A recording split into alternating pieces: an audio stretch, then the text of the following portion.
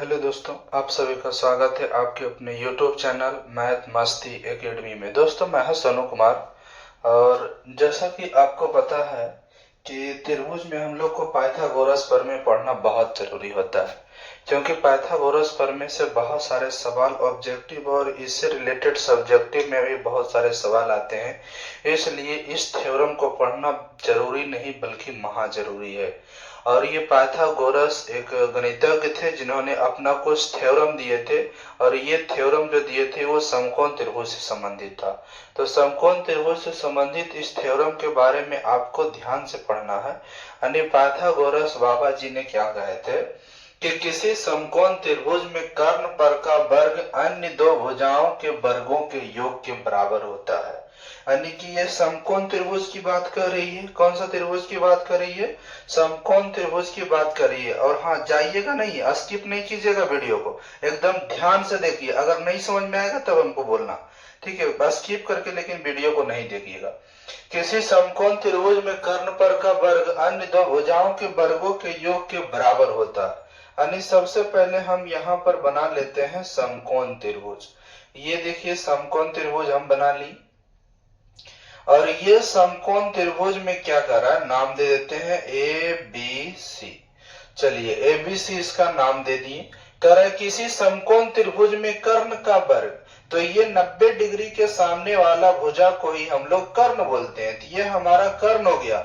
मतलब कर्ण पर का वर्ग अन्य दो भुजा के वर्गों के योग के बराबर होता है। तो कर्ण पर का वर्ग मतलब AC का वर्ग, और अन्य दो भुजा का मतलब एक AB का स्क्वायर और एगो नीचे आधार है BC का स्क्वायर। ये आपको साबित करके लाना है। तो चलिए हम सब मिलकर एक साथ होकर साबित करने का प्रयास करते हैं और हो ही जाएगा साबित। अब यहाँ से देखिए हम लिखेंगे पहला नंबर विशेष प्रतिज्ञा।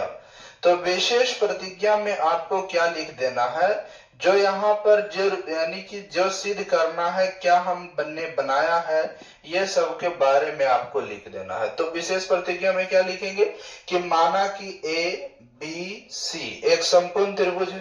तो लिख दे रहे हैं माना कि ए बी सी एक समकोण त्रिभुज है। माना कि एबीसी एक समकोण त्रिभुज है। एबीसी एक समकोण त्रिभुज है। माना कि एबीसी एक समकोण त्रिभुज है जिसमें कोण बी बराबर 90 डिग्री है। तो हमें साबित करना है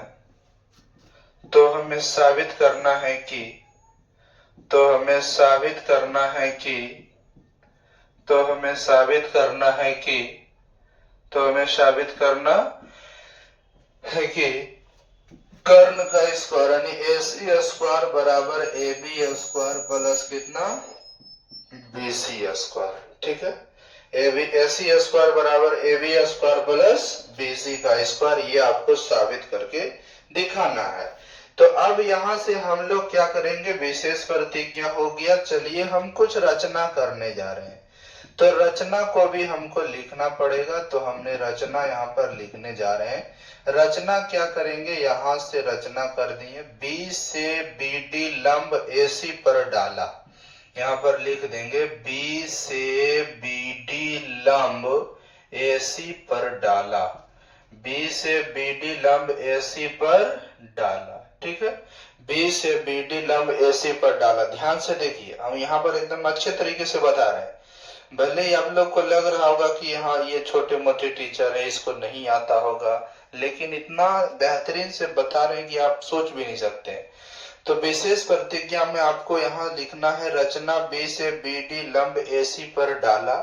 और उसके बाद क्या करेंगे कि रचना भी हो गया, अब प्रमाण लिखेंगे और हम सिद्ध करने का काम करेंगे जो हमको सिद्ध करके लाना है। ठीक है, तो अब यहाँ से नेक्स्ट पेज निकाल लेते हैं और यहाँ पर लिखेंगे प्रमाण।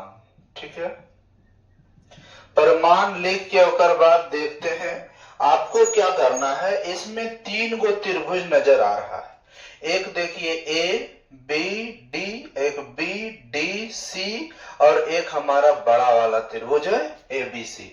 और ये लंब डाले थे तो आपको पता है कि 90-90 डिग्री का ये कोण बनाएगा, तो 90 डिग्री का कोण बना रहा है। अब एक बार हम लोग चलेंगे बड़का त्रिभुज में, एक बार छोटका त्रिभुज में, फिर एक बार बड़का त्रिभुज में, फिर एक बार छोटका त्रिभुज में, दोनों को समरूप करने का काम करेंगे। ठीक है, दोनों को क्या करेंगे, समरूप करने का काम करेंगे। तो चलते हैं बड़ा वाला त्रिभुज एबीसी और छोटा वाला त्रिभुज एबीडी में। तो यहाँ पर हम लोग लिखेंगे कि त्रिभुज ए बी सी तथा त्रिभुज ए बी डी में, ए बी सी तथा कितना में, ए बी डी में, त्रिभुज ए बी सी तथा ए बी डी में। तो ए बी सी और ए बी डी हमारे पास दो त्रिभुज है। ये दोनों त्रिभुज को समरूप करने के लिए हमको देखना पड़ेगा कि इस त्रिभुज में क्या क्या मिल रहा है। तो क्या क्या मिल रहा है आप यहाँ ध्यान दीजिए। तो सबसे पहले इस त्रिभुज में ए बी डी और ए बी सी में देखिएगा, तो ये कोण 90 डिग्री है और ये भी कोण 90 डिग्री है। तो देखिए यहाँ पर ई कोण यानी त्रिभुज ए बी डी का ई कोण 90 डिग्री है, और त्रिभुज ए बी सी का कौन सा कोण, बी कोण 90 डिग्री हो जाएगा। ठीक है, तो यहाँ पर इसका त्रिभुज ए बी सी का कोण बी और यहाँ पर डी, तो दोनों 90-90 डिग्री का कोण बना रहा है। चलिए अब हम लोग यहाँ पर लिख देंगे, तो दोनों का हमको नाम लिखना पड़ेगा। तो यहाँ पर लिखेंगे इसमें कि कोण ए बी सी अब बराबर इधर वाला त्रिभुज का नाम लिख दीजिए, ई प्लस कोण का नाम लिखेंगे ए डी बी। ठीक है, A D B, A D B प्रत्येक कितना डिग्री का है, 90 डिग्री का है। ठीक है, कितना डिग्री का है, 90 डिग्री का। अच्छा चलिए हम एक बात आपको इस त्रिभुज में बता देते हैं, थोड़ा सा बात बताएंगे। अच्छा सोचो जरा सा कि ये 90 डिग्री है तो दोनों मिलाकर के 90 डिग्री होना चाहिए। बात को समझिएगा ध्यान से एकदम, क्योंकि आपको पता है एक त्रिभुज के तीनों कोण का योगफल 180 डिग्री होता है। तो बात को समझिएगा कि इकल्ले ही 90 डिग्री है, तो इसका मतलब ई वाला और ई वाला दोनों मिला के 90 डिग्री होना चाहिए। तो अगर सोचो एगो को थीटा मान लेते हैं तो कितना हो जाएगा, 90 माइनस थीटा। तब ने दोनों को जोड़ेंगे तो फिर 180 पुर जाएगा, 90 पुर जाएगा। ये दोनों को जोड़ेंगे तो 90, आइए कर ले 90 90 90 180 हो जाएगा। त्रिभुज के तीनों कोण का योगफल 180 होता है। तो सोचो ई यहाँ पर 90 डिग्री, थीटा आई कितना हो गया, 90 माइनस थीटा हो गया। ठीक है, अब सपोज दैट मानिए कि इस छोटे वाले त्रिभुज के लिए अगर हम कुछ बात कर लें, ये छोटका ये देखिए 90 है, आई थीटा है, तो ई कितना हो जाएगा, ती हो जाएगा 90 माइनस थीटा। 90 थीटा है, 90 माइनस थीटा नहीं होगा, तो नहीं तीनों मिलाइएगा फिर 180 होगा। और फिर नीचे वाला देखिए ई 90 है, ई 90 माइनस थीटा है, कितना होगा, थीटा होगा। अब यहां से आपको पता चलना चाहिए कि कौन किसके बराबर है। जैसे देखिए त्रिभुज ये एबीसी में ये कोण आपका 90 डिग्री था, तो हमने यहाँ पर इसको थीटा माना थी, 90 माइनस थीटा हो गया। तो हमने दोनों मिलाएंगे तो 90 आई भी 90 90 90 180 होगा।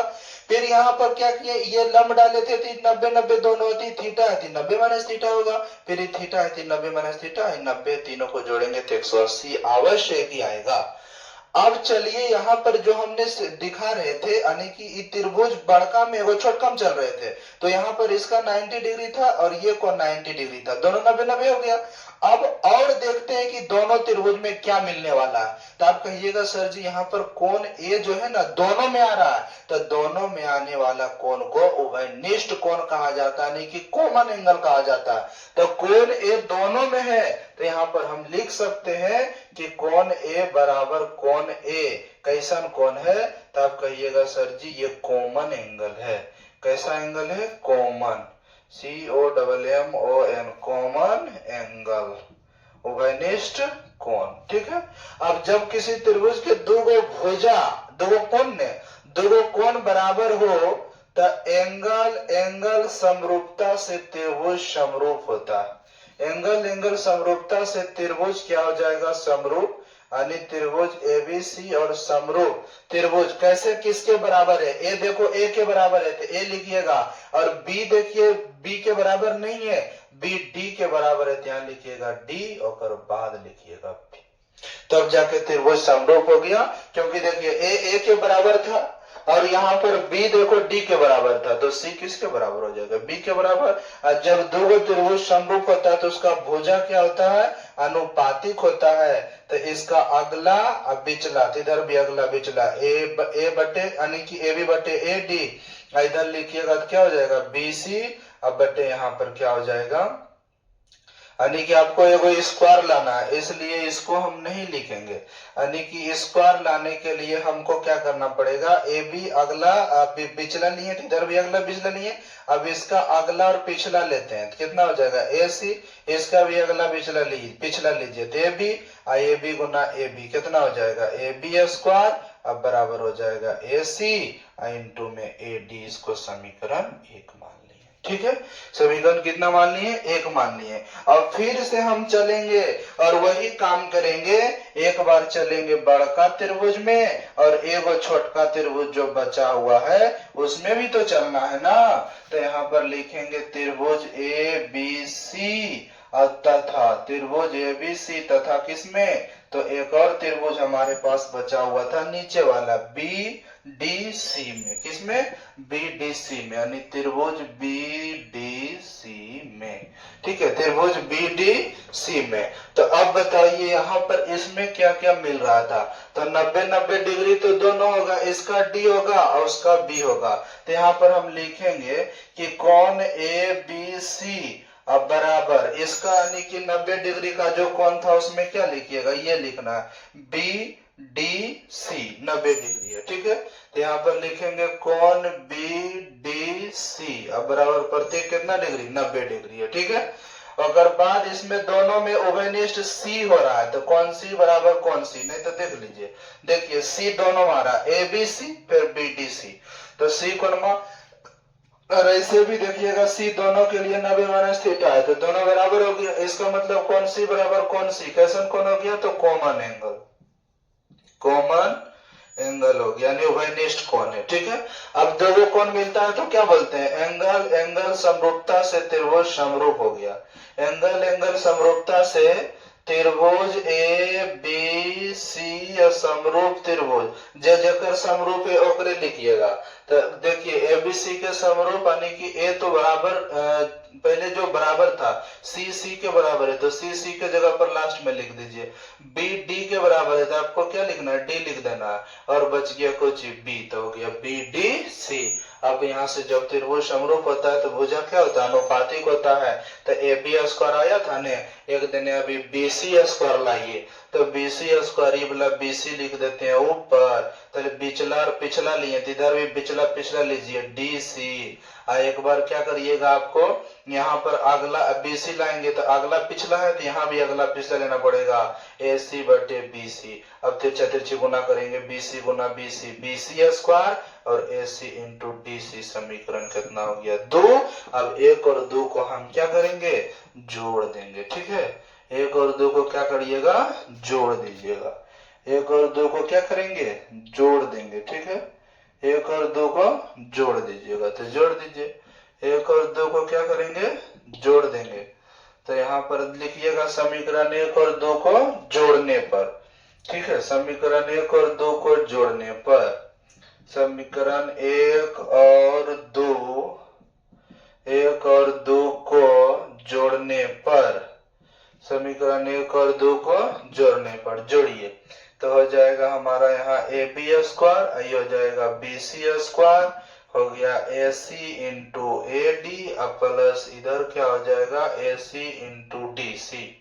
अब हो गया यहाँ पर A B square plus B C square, आइए देखिए दोनों में कॉमन ए सी, यहाँ बच गया A D plus D C.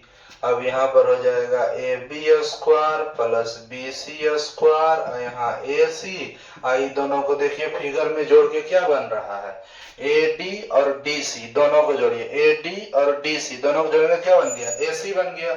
अब यहाँ से हमारा क्या हो जाएगा, ए भी हो गया ए सी गुना ए सी स्क्वायर, यानी ए सी स्क्वायर बराबर हो गया A B square plus B C square. यही आपको साबित करके दिखाना था। यानी कि कर्ण पर का वर्ग अन्य दो भुजा के वर्गों के योग के बराबर होता है। ठीक है, इस तरह से हमने समझाने का प्रयास किया और आशा करते हैं कि समझ में आ गया होगा। इसका एक स्क्रीनशॉट ले लीजिए, फिर इसका एक स्क्रीनशॉट ले लीजिए, सिद्ध हो गया। समझे कि नहीं? इसी तरह आपको बनाना है।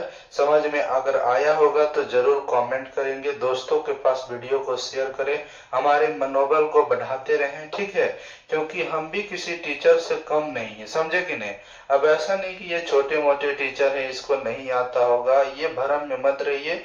आप ध्यान से पढ़िए और हर वीडियो को देखिए ताकि उससे आपको कुछ ना कुछ सीख जरूर मिले। ठीक है, मिलते हैं नेक्स्ट वीडियो में इसका उल्टा कथन, यानी कि यहाँ पर पाइथागोरस प्रमेय के विलोम कथन को देखेंगे और फिर उसको सिद्ध करने का प्रयास करेंगे। जय हिंद।